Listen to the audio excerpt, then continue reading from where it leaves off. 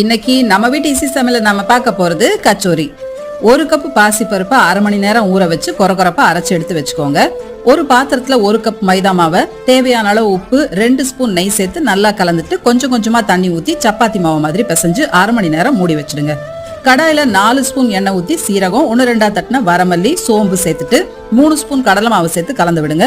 இப்போ மஞ்சத்தூள், மல்லித்தூள், வரமிளகாய் தூள், கரம் மசாலா சேர்த்து கலந்துட்டு அரைச்சு வச்ச பாசி பருப்பு விழுது தேவையான அளவு உப்பு சேர்த்து கலந்தா மசாலா இந்த மாதிரி வருங்க. இதை எடுத்து ஆற வச்சிடுங்க. மைதா மாவு உருண்டைகளை எடுத்து கையாலேயே இப்படி செஞ்சு நடுவுல பாசி பருப்பு கலந்த மசாலாவை வச்சு நமக்கு பிடிச்ச சைஸ்ல தட்டி அடுப்பை மீடியம்ல வச்சு எண்ணெயில போட்டு பொரிச்சு எடுத்தா செம்ம டேஸ்டியான கச்சோரி ரெடிங்க.